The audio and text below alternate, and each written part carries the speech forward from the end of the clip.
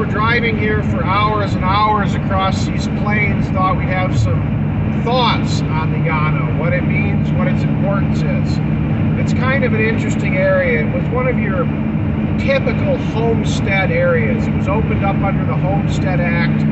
They gave out homesteads of 160 and later 320 acres.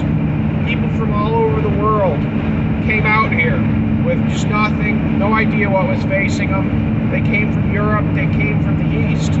So why would a person come out here? Simply land, hunger for land. Families were big. If you had a farm with 5 sons in one farm, what do the 4 youngest sons do?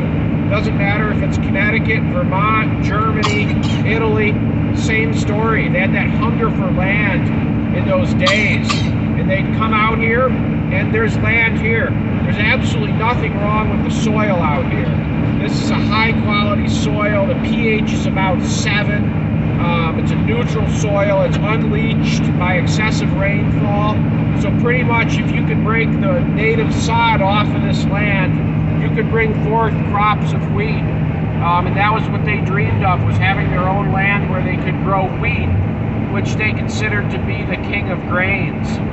And as I say, there's just enough rainfall. In a dry year, you know, the homesteaders got massacred, and the homesteads were really too small to support a family under any standard of living. So what happened was there was a continuous consolidation.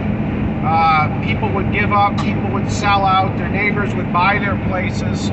So what you ended up with here by 2022 is just absolutely massive agricultural operations, a very low population density.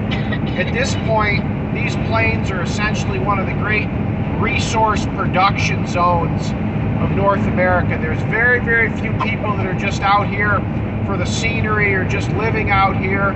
Essentially everybody that's left out here, which is very few people, are directly engaged in resource production.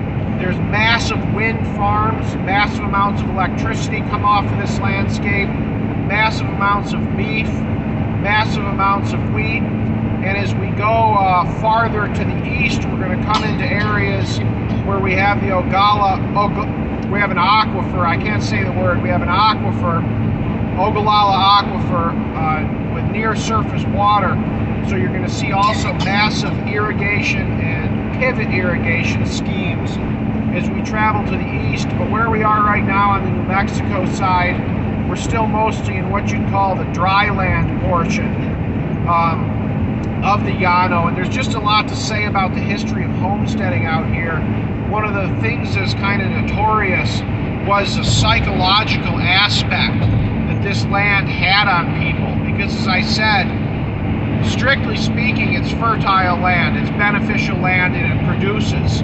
But to the human mind, the sheer openness, the sheer emptiness, you also have to imagine in the days before automobile transportation, you could be a long way from your neighbors, a long way from any form of amenity.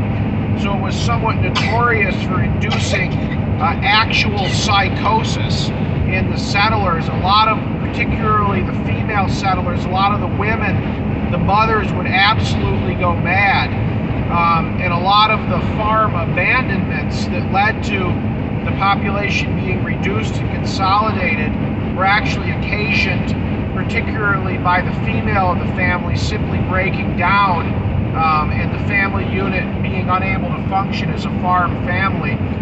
The men seem to have taken to it better out here. A lot of men find this type of landscape to be thrilling or motivating, but it was rough, particularly on the women. I've read ridiculous stories of them like taking off running across the prairie naked, having to be subdued. You know, who knows how much truth there is to that, but if you're out here under this sky 365 days a year, it's just more sky than your average person's mind is prepared to accept.